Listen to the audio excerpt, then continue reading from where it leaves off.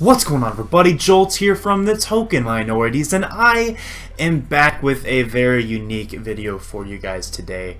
Today I'm going to try to take on the daunting task of explaining exactly how I build my teams in draft format. Now, I know that's going to be very tough to articulate well because, if I'm being honest, there's a lot that goes on in my head whenever I'm building, but I am going to do my best to outline that for you as best as possible so that you can learn from it. I care about you guys. I want you guys to be able to develop yourselves as coaches in the format, and if I'm being honest, I don't like to be cocky or arrogant about anything, but if there's anything that I'm going to be very confident in, it is my team building ability. So I think that I'm someone you could learn from, maybe take some of my advice and see if that can help improve your own building. So yeah, I guess we can go ahead and jump right on into this. This is probably going to be a relatively long video, but I will say first and foremost that this is basically going to be like a precursor, like a preview to a series that's upcoming between myself, Under the Radar, and its Regulator, where we're going to be giving a simplified and even somewhat advanced team building guide for building in draft format. So you're going to be able to see a very basically a guide that is split into several specific segments about team building, and we're going to talk really in depth about each of those segments. We'll get to that here relatively soon. This is just me wanting to give my personal thoughts so that I can go into as much detail as I want, just from my own perspective, on how I specifically build my teams, and then whenever we start that series, you'll be able to see our collective team building perspectives and maybe see a little bit more than just my own viewpoint. So just a little bit of a heads up there. Be on the lookout for that. That'll be uploaded on all three of our channels. Essentially, we'll be alternating which channel each episode gets uploaded onto, I believe is the plan at this point. So yeah, just be on the lookout for that. So let's go ahead and jump right on into this. Grab your pen and paper. There might be a lot of stuff here to go over, and I'm going to go ahead and give a fair warning now. I'm going to be talking about a lot of this stuff without really using specific examples, because I want to save those specific examples for whenever I start the series with Greg and Under the Radar. So just keep that in mind. I would recommend taking notes if you're really trying to learn from this, because I'm going to be going over a lot, and I really do think it will be able to help you in the long run if you're trying to improve yourself as a team builder. So now let's go ahead and talk about this a little bit. So let me start by saying my team building basically follows a flowchart. And that flowchart is not very predictable, which is nice, but if you really take the time to, think about it on your own, and learn how to apply that flowchart without being predictable to your opponents, then it'll really benefit you a lot in the long run. And if you just need to be careful about that, basically. So just another precursor, another warning there. I'm going to give you all these tips, but make sure that you use your own flair on them, basically, because if you follow these too closely, I guess it can make you predictable. So I don't know, maybe don't think too much on that up front, but I don't know, that's something I always have to be careful about, because I'm a very structural thinker, and when I build, I like to follow this flowchart, and I still have to make sure people just don't already know what I'm going to do before I do it myself, basically. So regardless, this is basically how I do it. So I follow a flowchart, and first things first, what I do is I look at the speed tiers of the matchup. So you put one team next to the other and show the base speed stats for each of those Pokemon, both on your team and your opponent's team, and just take notes on what you observe. Sometimes you'll see on your opponent's team that there are pretty large gaps in speed tiers, and if that's the case, that's something that you might be able to exploit with your offensive members of your team. For example, if someone has a speed tier gap, a base speed stat gap between maybe 110 for a base speed stat and maybe something like 80, you could potentially run a base 100 Pokemon with a modest or adamant nature and hit harder than you would be able to otherwise if maybe they had a base 90 on their team, for example. That would force that base 100 to run a speed boosting nature in order to outrun a max speed base 90, for example. So that's just something you can look at whenever you're observing the speed tiers, but what the primary purpose of that is to try to determine whether or not your team has a speed tier advantage. That's how I try to use it. And by speed tier advantage, I essentially just mean, do you have a variety of Pokemon that are able to outpace In some capacity, it could be under Trick Room, it could be just in general, it could be with Choice Scarfs. Regardless, do you have a variety of Pokemon that can outpace the majority of your opponent's Pokemon? That's something that's really important, I think, because if you have that luxury of having a lot of Pokemon that can naturally outspeed in some capacity most of your opponent's Pokemon, then you are pretty much free to take a more offensive approach to your building, because that just means that you don't have to be as concerned in theory about your potentially frailer, faster Pokemon getting hurt basically in a battle, because you know they're going to always be applying offensive pressure to your opponent and not going to be essentially sack fodder by being outsped by some bigger threat that you're not able to deal with. So when I'm looking at that initial team preview or that initial draft preview, what I'm trying to decide is if I have that speed advantage, or do I have that speed advantage, and if the answer is yes, then I like to build around an offensive win condition for that team. I start by trying to dream up whatever the offensive win condition is going to be. That can be a setup sweeper, that could be a choice scarf user. Generally, it's going to be something that's fast and relatively frail. In that sort of scenario where you have the speed tier advantage, just because the fast and the frail typically are also the strongest, which obviously is nice in terms of sweeping a team late game. So that's the idea with that. Couple examples from my most recent GBA D-League season of when this ended up being the case was when I brought Scarfed Mew against Aberforth. In general, my team didn't have much of a speed tier advantage, but the fact remained that Scarf Mew is able to outspeed and deal with his most likely, or some of his most likely offensive members, which was really important for me because I know how Abe likes to keep his offensive members alive basically late in the game to try to win with them, and something like Mew is able to deal with that very well. So that's just one example to think of. Another one might be a Dragon Dance user, something like that that can boost its speed, and because of that boosted speed it becomes a big threat late game, that kind of thing. That's what I'm looking for an offensive win condition. Now, if the other side of the token is the case, in that you do not have the speed tier advantage, then I would not actually recommend building around an offensive win condition unless you feel very confident in that win condition. Because if you don't have the speed tier advantage, you are immediately at an overall disadvantage in a matchup if your team is offensive. Okay, that's just the nature of offensive teams. If you don't have speed advantage, you are in trouble. So what I would recommend if you don't have a speed advantage is to actually build around a defensive core, building with your defense first and then filling in the offensive members later if you're going for balance, or, you know, just round out all the defense if you're going to be like semi-stall, stall, like super fat balance, that kind of thing. So yeah, again, just to reiterate, because I'm not really giving specific examples, if you see a speed tier advantage, build around an offensive win condition. If you see a speed tier disadvantage, build around a defensive core. And I say that because if you have the disadvantage in speed, you want to make sure you have plenty of switch-ins to rely on, since your offensive members are likely going to be forced out pretty frequently by your opponent's offense.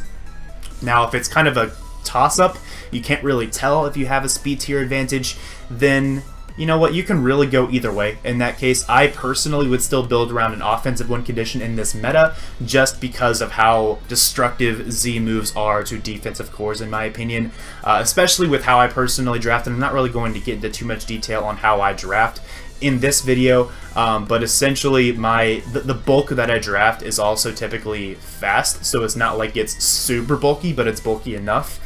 And Pokemon like that, I feel, are very susceptible to Z moves if they aren't faster than the Pokemon using the Z moves. So that's why I tend to like to build around, build like a win con that's offensive instead of like a defensive core as my win con, basically. So yeah, so that's how I start with my building process. I try to identify my approach to building in terms of what is the central winning component of my team. That's what I'm trying to decide first and foremost. So once you have decided that win condition, whether it be a defensive core or just a straight up offensive powerhouse of some sort, then you need to determine the supporting components. Basically, you need to be able to fill in the gaps on the team and make a complete team that can win your matchup. And the goal, obviously, is to build a team that can beat any combination of 6 Pokemon on your opponent's side of the field. So that means that you need to support your offensive win condition to make sure that it is able to clean up late game whatever happens to be remaining from your opponent's team. So you need to have ways to get rid of the things, or to neuter the things, to weaken the things that would potentially give your offensive win condition, or that would potentially give your defensive core trouble late game. So that's what we're talking about, the support here. So some things to consider that are always like flowing through my mind whenever I'm trying to build an offensive core, most notably. You want to decide whether or not you need to have hazards on the field, and in almost all cases that answer is yes, because focus ashes are really annoying for win conditions. So I would always recommend stealth rocks. Just throwing that out there. Always put stealth rocks on your team. It is always worth it. Always click it. It's just a very, very valuable move to have. Now I will say, well, maybe I won't. No, I won't say anything about the leaks. The leaks from Ultra Sun and Moon. You can figure that out on your own. But regardless, yeah, hazards are very important. I personally like to bring Pokemon that will specifically lure in the defensive checks to my win condition that I'm trying to weaken down. For example, I'll bring a moveset that is maybe only walled by that win condition, or only walled by that defensive check, and as a result I might not have a super effective move to hit that Pokemon with, but I'll be able to weaken it down, and due to like the bulky offensive nature of my drafts, I'm able to do that usually by, you know, dishing out a few hits in the process, which is pretty nice. Even if one hit doesn't do that much, the collective of 3 or so might be able to weaken that Pokemon into range. But another option to think about is something like a status, like Toxic. Toxic is a very, very good move in the format to bring, just because it helps weaken down whatever the opponent's defensive switch-ins are to an offensive win condition. So just some things to think about. Just need to think in terms of trying to weaken down whatever the responses are, whatever the potential responses are to your to whatever the win condition is that you are trying to build around. Now you also want to think about if those responses are offensive checks to your win condition in some capacity, make sure you have solid responses to those as well. That's something I cannot stress enough. If there's something on your opponent's team that can outspeed your win condition and perhaps you haven't been able to eliminate it yet, make sure you have a very, very safe switch into whatever that Pokemon is, because that will bail you out whenever your win condition gets in trouble. Because if it's your win condition, you don't want to sacrifice your win condition to whatever the faster Pokemon is. You want to preserve your win con, because that's just the best way to play Pokemon. You have your offensive win condition, or your defensive core. You have your support for your offensive win condition. And from there, the rest of the team again follows a flowchart. So I said I build in flowcharts. Here's another one for you, because this one is actually very important, and I think is it's something that I personally have developed just from experience in formats, and even just from experience as a builder, period, even in Smoke on Tears. So if you're looking at the draft preview and you look through your opponent's roster, so if your opponent lacks proper wall breakers to the defensive members of your team, that means that your Fat is going to have a very good time in that matchup. That's something you should note and take to the bank immediately. If you notice that your opponent's wall breakers, or lack thereof, cannot break through the defensive members of your team easily, that means you have the green light, honestly, to build a Fat balanced team. Even if you have an offensive win condition that you're building around, that's fine. But if they cannot break your Fat, you should bring your Fat. I can't stress that enough either, because that basically means you're going to be in a fantastic position by the time the battle comes around if they cannot break down your defenses. Winning through defense is honestly, in my opinion, the easiest thing to do in Pokemon. It's why I hate stall. It's really dumb. But regardless, without taking shots at stall, defense is a very solid option whenever your opponent cannot break that down. Now, another thing on the flowchart here, if your opponent has wall breakers that can outspeed your Fat, meaning that's going to be a big issue for your Fat, maybe something like a Hoopa Unbound that outspeeds most Fat Pokemon, then you probably don't want to bring Fat, right? Because if there's a Hoopa Unbound staring you down, if there's a Kyurem Black staring you down, your Fat's not going to have a good time, and basically it could become a sack at some point in the game for essentially no reason, whenever you could have otherwise had something offensive that was applying pressure and doing damage to your opponent's team. So if you're going to end up sacking something anyways, you might as well make it something offensive that can take something down with it, you understand? So, yeah, so if there's something fast, or just a wall breaker that outspeeds basically the majority of your Fats, I would recommend to not really bother with that. Maybe have 1 or 2 pivots, but don't really bother with the defensive core unless you feel like you can actually wall out something like a Hoopa Unbound or a Kyurem Black or whatever it happens to be. I just feel like that's so risky, especially in the Z-move era. because all it takes is a Z move to shatter your defensive core, and then you're really in trouble. And that's why, you know, if you're outsped by a wall breaker, like, it's just so risky. I wouldn't recommend it. People might disagree with me there. Some people think Z moves aren't as good as I personally do, but I am of the opinion that unless you are just an amazing battler, it's a huge risk to bring fat defensive cores versus wall breakers that outspeed them, especially if those wall breakers have access to Z moves that can basically get a free kill. So just some food for thought there. But if your opponent's team is very offensive and you're building around either a defensive core or building around an offensive win condition, the name of the game is speed control. Okay, it's very, very important. If your opponent's team is offensive, they do not have switch into things. They might have one switch into things at most. And if that's the case, and you can command speed control, whether it be through Trick Room, Choice Scarfs, things like Agility and Rock Polish, maybe Tailwind, if you can control speed, even Sticky Web or Thunderwave is another option. If you can control speed against frail offense, you are in a very, very good position. Okay, so something else to think about there. If your opponent's team is offensive, you can round out the rest of your team that you are building with ways to control speed. Now, another thing on the flowchart, if the opponent's team is very fat, I would recommend trying to overwhelm that team with setup sweepers and wall breakers, because that means, obviously, eventually, that fat is going to collapse, and once you break through a defensive core, it is no longer a strong defensive core unless it is a stall team. So in that case, if you can do that, overwhelm them with setup sweepers and wall breakers, in addition to whatever your win condition might be, then you will be in a very good position as well. So I hope that all made sense. So those are really the four things, the four major areas that I look at whenever I'm trying to round out the components of the rest of whatever the team is that I'm building. So now, this is the part where I jump a little bit more into what you see a lot in my team builders. So especially if you followed my team builders here recently in the GBA D League, which I will leave a link to the playlist for all the GBA D League battles in the description below, probably on the first line since I'm referencing this first.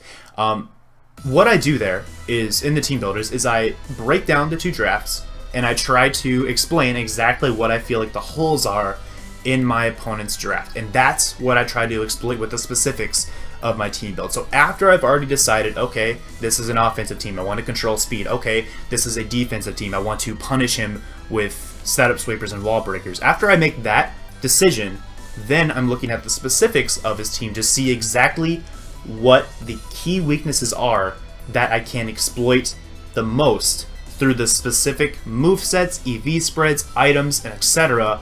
on the team that I am building. Number one, how is the hazard removal on my opponent's team? If the hazard removal is bad, then you can hazard stack if you have that option on your team. You could potentially get Stealth Rocks up on turn 1, and that can basically just be it could basically affect your EV spreads on the rest of your mons, because you're going to be guaranteed, most likely, if the removal's really that bad, you can basically guarantee that extra chip damage from Stealth Rocks, which might take away from the offensive investment you have to put on your mons, allowing you to run more bulk and take more hits. So that's one question I ask. Another question I ask is, how well does the team deal with Volt Turn, so Volt Switch and U-Turn? And if the answer is not very well, then that's something you really, in my opinion, should consider adding to your team, because momentum in draft format is huge, especially if hazards are on the field, because as you whittle down responses to your offensive threats, it makes things much easier for your win condition to end up winning the game in the end. So a team that's weak to Volt Turn will be something that has a lot of passive switch-ins. Maybe, obviously, Pokemon that have Regenerator, if it's a team full of Regenerator users, I don't think Volt Turn is that good, because it doesn't really gain you too much, in my opinion.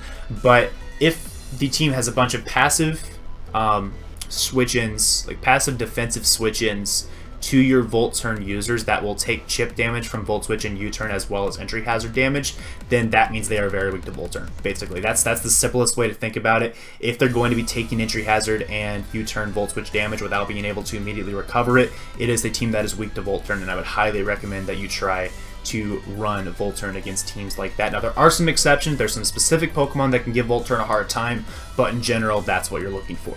Now, another question I will ask is, are there any type or type combination weaknesses that you can abuse in the matchup? So, for example, is his team very weak to Fairy types? Is his team very weak to Water types? Is he weak to the combination of ground plus ice? For example, if I had a Mamoswine, if a team is weak to ground plus ice, you better bet Mamoswine's going on the team, and I'm going to be abusing that for all it's worth. So that's just something to think about. That one's pretty straightforward. You just look at the type chart and see what they are weak to. Now, speed tier gaps, we already talked about that before, but that's also something I'm asking myself. Are there any major speed tier gaps? Can I run Adamant Nature or Modest Nature on an offensive Pokemon instead of Timid or Jolly? Something that could definitely come in handy in terms of a late game sweep or in terms of breaking potential against an opposing team. Another question, can they break my Fat? If I were to bring Balance, can they break it? Or, sorry, if I were to bring a defensive core, can they break it with their team? That's something that's probably good to know, because if the answer is no, you want to run Balance, or at least a Fat defensive core to support whatever the rest of your team is. Another question, can they handle my offense? Can they deal with the pressure? Can they deal with setup spam? If that's the case, if they can't do that, then you want to definitely press on that weakness. So these are just some of the questions that I look at. Take them as you will. Maybe ask yourself other questions if you have other things you would want to maybe include there. This is totally your call, but those are the typical questions that I'm asking myself whenever I'm trying to determine my game plan and strategy for a particular matchup. And that's something I haven't really mentioned yet that is very important as well, the game plan. So whenever you come up with your win condition, whenever you're determining the support for your win condition, in essence you are also determining your game plan for that matchup. And I don't just mean to have all the tools in place that you think you might need to be able to win the game. I mean to actually plan out how you want to approach your game, not just having what you need, but how you want to do it as well. I cannot stress that enough either, and I think that's where a lot of draft players will falter, especially against top opponents, because they don't really know exactly what they want to do whenever the match starts. That's where mock battles come into handy, in my opinion, but also you can just theory-mon that out yourself. I personally prefer to theory-mon those types of things instead of leaving them up to mock battles, because I know mock battles aren't exactly like the real game.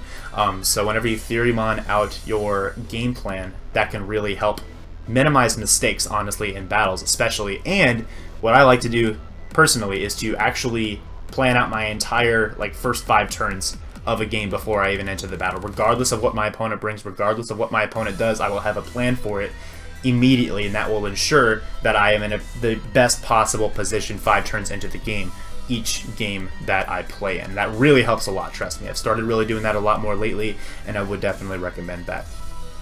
Now, as for some specifics, essentials that I would include on pretty much all of my teams, I won't say 100%, but the vast majority of them. Like I said before, entry hazards, stealth rocks especially, get them on your team. I can't stress enough how important they are. Priority users, that's something that I'm a big sucker for, and I know that maybe not everyone would agree with that, but the theory behind that is that by having priority on your team, it means that whenever you do get outplayed, or whenever your opponent just brings a really cool setup sweeper that you didn't expect, like a Salic Berry, like agility on something that very rarely runs agility, and you need to be able to revenge it in some way, don't have anything that outspeeds, then you have a way to naturally outspeed through priority. It's so important to have, because you never know when you're going to need it. That's why I consider it an essential to have on every single team that you build.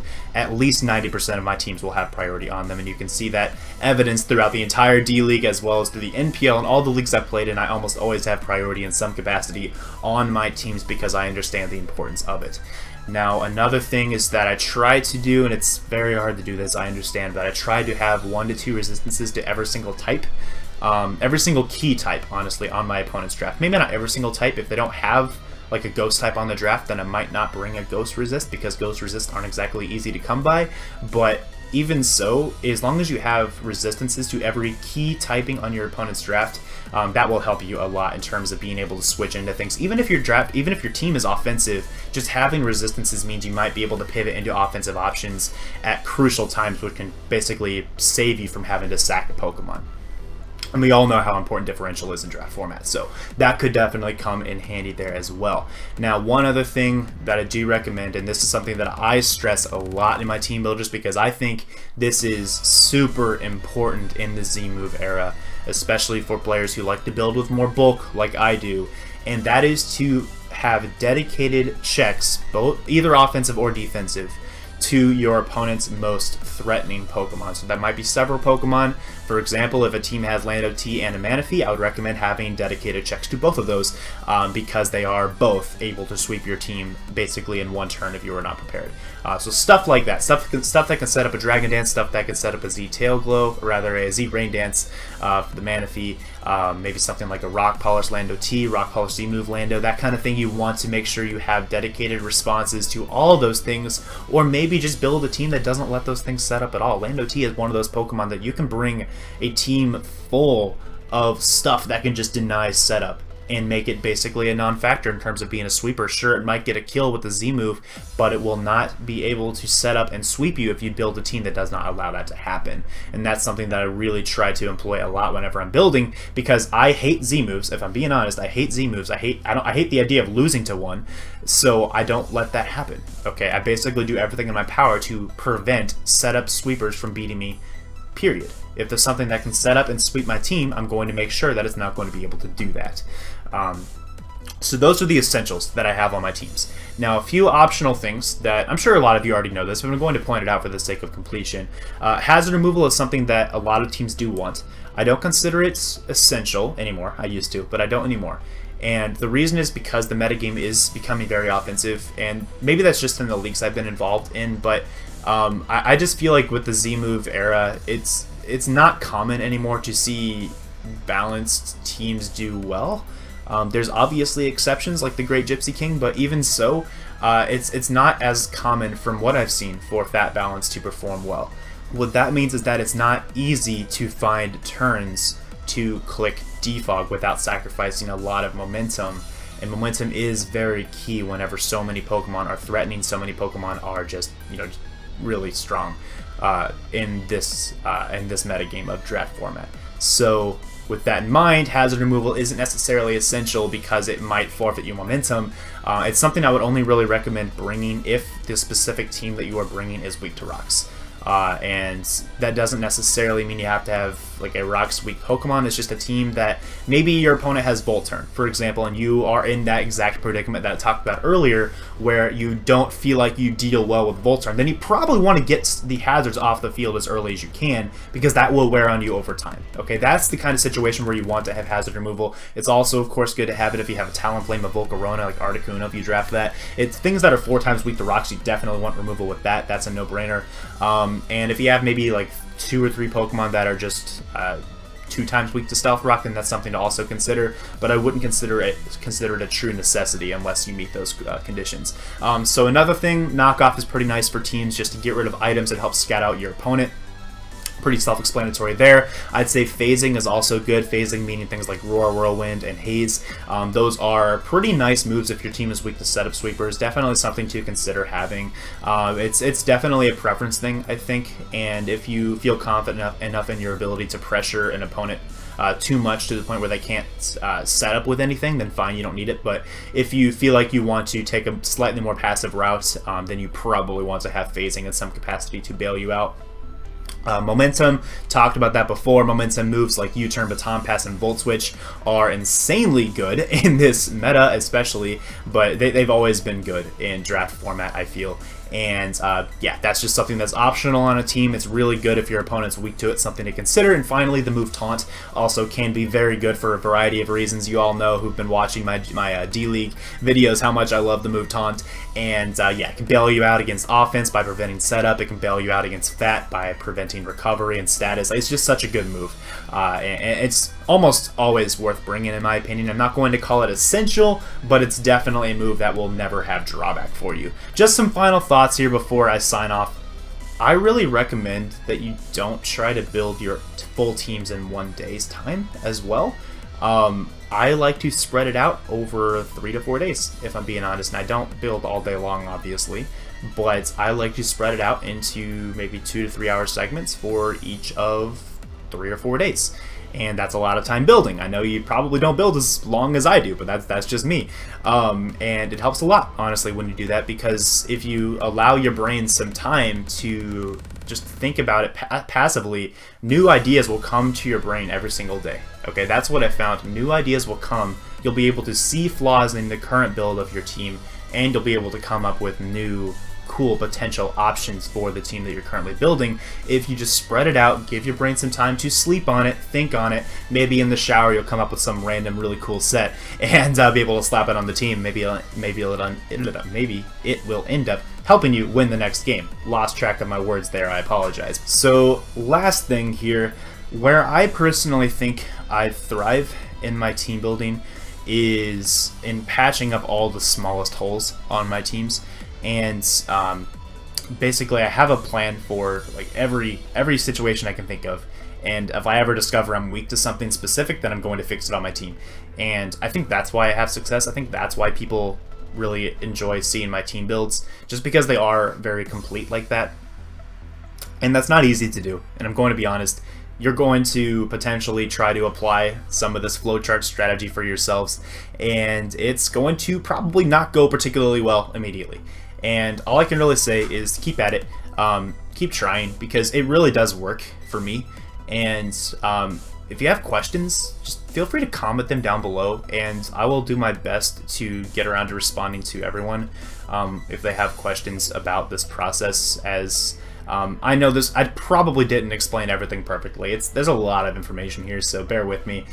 It's a lot to go through, and I hope I didn't miss anything too important. But yeah, all I can really say is stay at it, and eventually it will probably click for you. And who knows, maybe you'll be able to become one of the strongest builders in the format as well. But you know, we'll see what happens on that. I hope it does go well for you too, though. So alright, I think we're done here. Starting to lose my voice, so that's where I know I'm about done with this. So hope you guys did enjoy. I hope this all made sense. I hope you learned something, and maybe let me know in the comments what you thought, what you learned, what you want me to explain further. I'd really appreciate all of those. And I guess we are done here, so I will see you all next time. Peace.